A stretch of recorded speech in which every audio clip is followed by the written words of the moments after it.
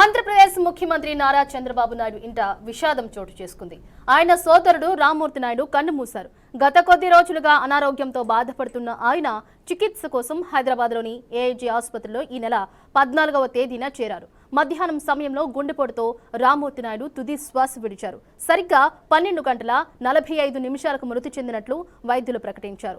సోదరుడి మరణ వార్త తెలుసుకున్న ముఖ్యమంత్రి చంద్రబాబు నాయుడు తన ఢిల్లీ పర్యటనను రద్దు చేసుకుని హుటాహుటీన హైదరాబాద్కు వచ్చారు.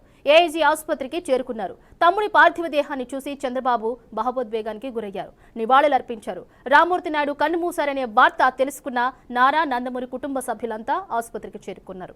ఇక ఇదే అంశానికి సంబంధించి మరింత సమాచారాన్ని మా ప్రతినిధి గోపీనాథ్ అందిస్తారు. గోపీనాథ్,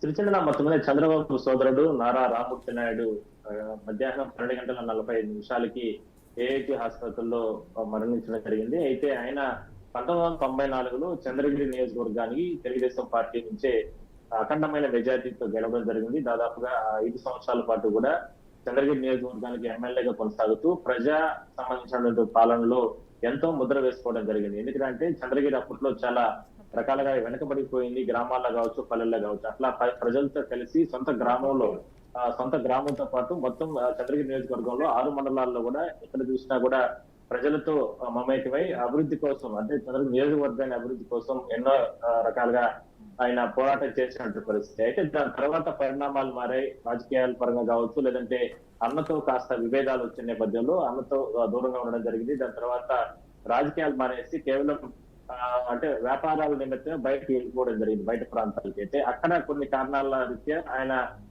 వ్యాపారాల్లో కూడా వెనుకడుగుపోవడం, లేదంటే స్నేహితులు మోసం చేశారంటూ కూడా గతంలో కూడా ఆ కుటుంబ సభ్యులే చెప్పడం జరిగింది. ఇట్లా రకరకాల కారణాలతో ఆయన తీవ్రమైన ఒకవైపు రాజకీయంగా దూరం అవడం, మరోవైపు అంటే పొలిటికల్ గాను దూరం అయిపోవడం, మరోవైపు అన్ని రకాలుగాను కూడా నష్టం వచ్చిన నేపథ్యంలో ఆయన పూర్తిగా కూడా అనారోగ్యం బారిన పడ్డారు. దాదాపుగా 10-15 సంవత్సరాల పాటు కూడా తీవ్రమైనటువంటి అనారోగ్యాలు రకరకాల కారణాలతో ఉన్న నేపథ్యంలో వాళ్ళ కుటుంబ సభ్యులు కూడా, అంటే నారా రోహిత్ కావచ్చు, లేదంటే చంద్రబాబు గాని, ఇలాంటి నారా లోకేష్ గాని ఎప్పటికప్పుడు ఆయన రకరకాల ప్రైవేట్ హాస్పిటల్స్ కానీ ఇతర ప్రాంతాలకు కూడా, బెంగళూరు, చెన్నై ఇట్లా రకరకాల ప్రాంతాలకు తీసుకెళ్ళినప్పటికీ కూడా దాదాపుగా 15 సంవత్సరాల నుంచి కూడా తీవ్రమైన అనారోగ్యంతో ఉండడం జరిగింది. అయితే ఇవాళ మధ్యాహ్నం 12 గంటల 45 నిమిషాలకు 14వ తారీఖున ఆయన ఏఐజీ ఆసుపత్రిలో చేరారు.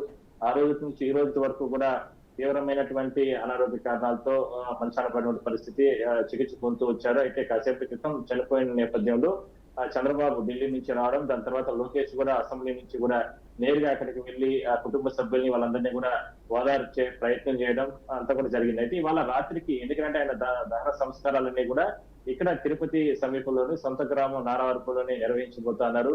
ఇవాళ రాత్రికి అక్కడే ఉండి హైదరాబాద్ లోనే, ఎందుకంటే ప్రముఖంగా ఉన్నటువంటి సినీ ప్రముఖులు, రాజకీయ ప్రముఖులు, ఎందుకంటే అప్పుడు ఉమ్మడి జిల్లాకు సంబంధించి అప్పట్లో 1994లో ఆయన ఎన్నో రకాల రాజకీయంగా ముందుకు వెళ్ళినప్పటికీ కూడా ఆ స్నేహం ఉన్నటువంటి నేతలంతా కూడా ఇవాళ ఆయన కలిసేందుకు కూడా, అంటే ఆయన చివరి చూపు చూసేందుకు కూడా ఆసుపత్రికి చేరుకుంటారు. కాబట్టి ఆ సందర్శనార్థం తర్వాత రేపు ఉదయం తిరుపతికి తీసుకొస్తారు. తిరుపతి విమానాశ్రయాన్ని తీసుకొచ్చి ప్రత్యేకంగా ఇక్కడ నేరుగా నారావారపల్లికి తీసుకెళ్లి మధ్యాహ్నం తర్వాత ఆయన దహన సంస్కారాలు చేసేందుకు కూడా అన్ని ఏర్పాట్లు జరుగుతున్నాయి.